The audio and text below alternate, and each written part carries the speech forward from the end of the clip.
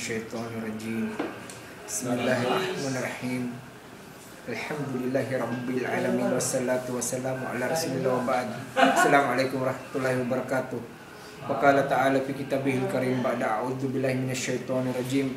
La taqtulu anfusakum innallaha kana bikum rahima. Wa qala aidan a'udzu billahi minasyaitonirrajim. Wala tulku biaidikum ila tahluka. Ang lahat ng papuri ay para kay Allah lamang, at naway sa kanyang sugo na si Propeta Muhammad ang kapayapaan sa kanyang mga kasamahan, sa kanyang mga pamilya, sa kanyang mga kaibigan, at sa mga taong tatahak pa lamang sa matuwid na landas hanggang sa uling araw. Ang talakayan po natin ay patungkol sa tinatawag na sigarilyo. Ang sigarilyo po sa pananampalatayang Islam, ito ay mahigpit na ipinagbabawal.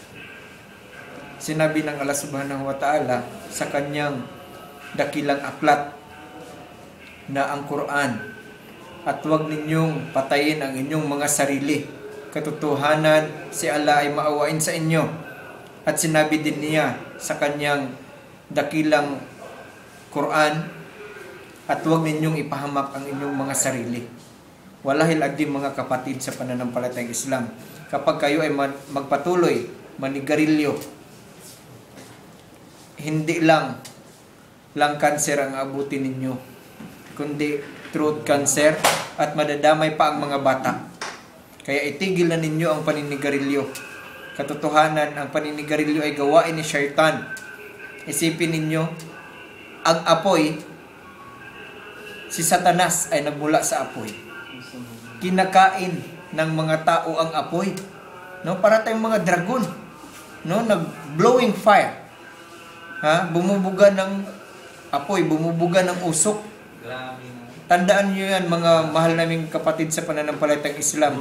Kung hindi ninyo itigil ang paninigarilyo, pagbayaran ninyo ang inyong sarili, ang inyong buhay, ang inyong kaluluwa sa araw ng paghuhukom, na kung saan walang ibang tutulong sa atin maliban sa ating mga gawain sa Day of Judgment. Kaya mag-isip po tayo, bago mahuli ang lahat, magbalik loob tayo sa Allah Subhanahu wa Ta'ala upang tayo ay kanyang kaluguran. Hayaan natin na tayo ay magbago. Alisin natin ang sigarilyo. Maawa tayo sa ating mga sarili kapatid.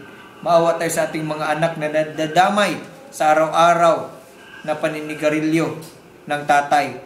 Ang baho ng iyong hininga, ang baho ng iyong damit, at walang malaika na lalapit sa atin yan kung tayo ay mabaho.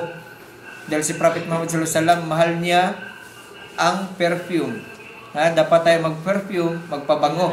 Hindi yung puros na lang baho ng usok. Kung may katabi ka dyan ng mga tao na babahuan sa iyo, kaya matakot tayo sa Allah Subhanahu wa Ta'ala, kasi ang araw ng paghuhukom ay palapit na ng palapit.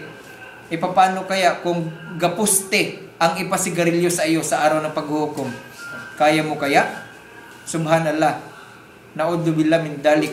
No, naway tayo ay pangalagaan ng Allah Subhanahu wa Ta'ala sa mundong ito at ganoon din sa kabilang buhay. At hanggang dito na lang, naway kayo po ay makakuha ng aral sa pananampalatayang Islam patungkol po sa paninigarilyo. Assalamualaikum warahmatullahi wabarakatuh.